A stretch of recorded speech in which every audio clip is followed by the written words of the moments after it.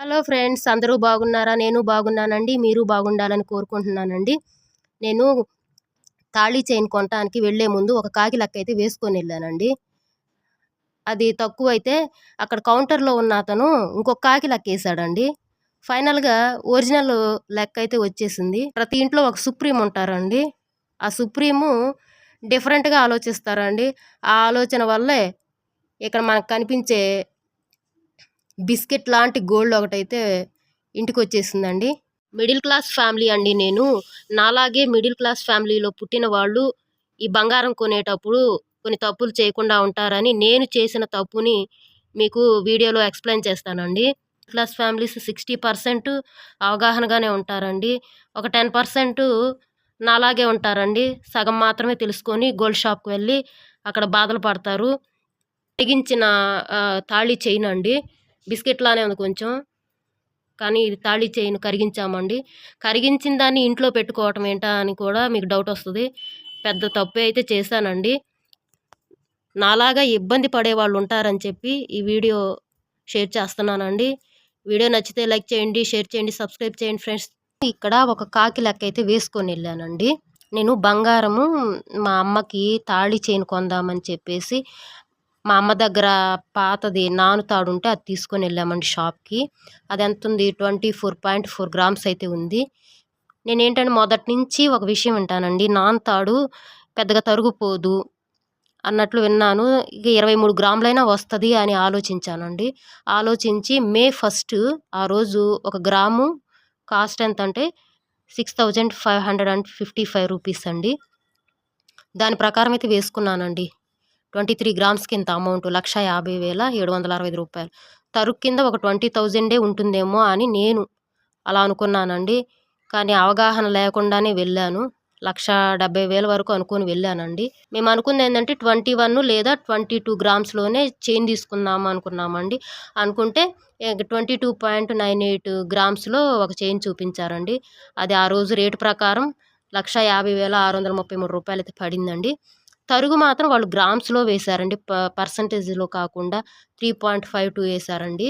దాని ప్రకారం ఈ 3.5 ఇంటూ ఇంకా ఆ రోజు బంగారం రేట్ ఉంటది గదండీ! అది మల్టిప్లై చేస్తే 23,073 రూపీస్ అయితే వచ్చింది.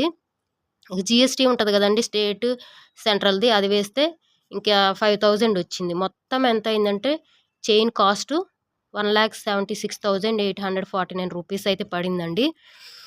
ఇక్కడ ఏమైందంటే నేను నాన్ తాడు 23 గ్రామ్స్‌కి వస్తుందనుకున్నా. మేనేజర్ ఏమన్నారంటే నాన్ తాడు కరిగించాలి.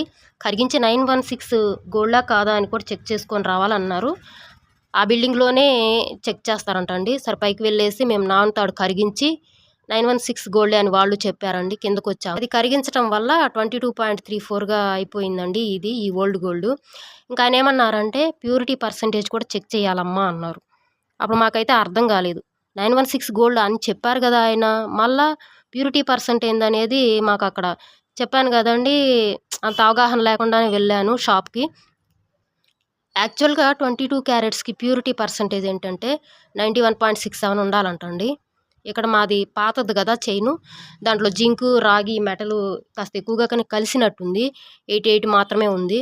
ఇంకా ఆయనేమంటారంటే 20 గ్రామ్స్ కింద 1,31,000 అయితే యాడ్ చేస్తానమ్మా అన్నారు. వాళ్ళని మేము అడిగాము. ఎక్కువ రాదా అండి అమౌంటు అంటే, మీరు బయట వెళ్ళి టచ్ ఫార్మ్ అని ఉంటదండి. ఆ టచ్ ఫార్మ్‌ని తెచ్చుకోవాలంటండి. వాళ్ళు డీప్‌గా గోల్డ్‌ని చెక్ చేస్తారంట. అప్పుడు వాళ్ళు ఒక స్లిప్ ఇస్తారు. అది గనక తీసుకొనొస్తే మనకి ఎంత అమౌంట్ పడిద్ది. ఇక్కడ వీళ్ళేంటంటే షాప్‌లో మెషిన్స్ ద్వారా ప్యూరిటీ చెక్ చేస్తారండి. అదంత డీప్‌గా కూడా చెక్ చేయదంట. మనకు అమౌంట్ కూడా తగ్గొచ్చు. అందుకని వాళ్ళేమన్నారంటే బయట టచ్ ఫార్మ్ అని ఉంటది. అది తెచ్చుకోండి. అదే అక్కడ వెళ్ళి బాగా డీప్‌గా చెక్ చేస్తారు అని అన్నారు. చెక్ చేసి మీకు స్లిప్ ఇస్తే అది దాని ప్రకారం మేము అమౌంట్ ఇస్తాము అని చెప్పారు. మా సార్ అడిగారు. ఎక్కువ రావచ్చా తక్కువంటే మేబీ ఎక్కువే రావచ్చు. ఒక 10,000 గూడా అని అన్నారు. ఆ 10,000 మీరివ్వచ్చు గదా! 1,40,000 మీరివ్వచ్చు గదా! అని అడిగాడండి మా సారు. అడిగితే లేదండి మా మిషన్ ప్రకారమే మేమిస్తాము అని చెప్పారాయన. సరే మా సారేంటంటే ఇది వెనక్కి తెచ్చుకోవాలన్నట్లుగాని డిసైడ్ అయ్యారండి. ఇంక మొత్తం అమౌంట్ కడదాము అనేసారు. ఇంకా అందువల్ల ఏమైందంటే ఇక్కడ 1,76,000 కట్టాల్సొచ్చిందండి. మేము పర్సనల్ లోను 10 లాక్స్ పెట్టామండి. అయితే మాకు 8 లాక్స్ అప్పులున్నాయి. పిల్లల బంగారం కూడా బ్యాంక్‌లో ఎప్పటినుంచో ఉంది. అందుకేంటంటే ఒక 8 లాక్స్ అప్పులకైతే పోయున్నాయండి. ఒక 2 లాక్స్ ఎందుకు ఆపుకున్నామంటే 1 లాక్ ఇంటికి రిపేర్ చేయించుకోవాలండి. ఇంకొక 1 లాక్ ఏమో పాపకి చైన్ చేపిద్దాము అనుకున్నాము. అయితే ఒక 20,000 అవసరాలకి ఖర్చయిపోయాయండి. ఇక మొత్తం 1,80,000 అయితే మిగిలున్నాయి. మా అమ్మకి చైన్ తీసుకున్నాం కదండీ! 1,76,849 రూపాయలు. అయితే ఈ పాత బంగారము 1,31,000 గనక ఈ పాత బంగారం కింద ఇచ్చేసినట్లయితే మా చేతివి 45,000 పడేయండి. 45,000 పడేవి. మాకు ఇంటికి రిపేర్‌కి 1 లాక్ మిగిలేది. ఇంకా 34,000 మిగిలేదండి. ఈ 34,000 పాపకి ఇంకొంచెం యాడ్ చేసి ఒక 2 మంత్స్ తర్వాతైనా చైన్ తీసుకునే వాళ్ళమేమో కానీ, ఇక మా వారండి ఇది ఇంకా బయట ఒకసారి చెక్ చేయించాలి. ఎక్కువ అమౌంట్ వస్తదేమో అన్నట్లుగా వెనక్కి ఇవ్వలేదండి ఈ బంగారం. ఇవ్వకుండా ఇక డైరెక్ట్‌గా అమౌంట్ కట్టేసేశారు. 1,76,000 మొత్తం కట్టేశారండి. కట్టేయటం వల్ల మా 1,80,000 మొత్తం అయిపోయాయండి. ఇంక ఇది ఇంటికి తెచ్చుకున్నాము. ఒక్క 45,000 కట్టినట్టయితే మాకు అమౌంట్ ఉండేది. మా అమ్మకి చైను ఉండేది. చైన్ అయితే వచ్చిందిలేండి. అలా అయినా చైన్ వచ్చేది. ఇలా అయినా చైన్ వచ్చేది. ఈ బంగారం మాత్రం వెనక్కి తెచ్చామండి. ఇది బయట అమ్మలేము. ఇక మళ్ళా బంగారపు షాప్‌కే వెళ్ళి ఇంకొక వస్తువు అయితే కొనాల్సిందేనండి. ఇది బయట కూడా అమ్మలేము. ఆ రోజు చేసిన పొరపాటు ఏంటంటే ఈ ఓల్డ్ చైను ఇవ్వకపోవడం.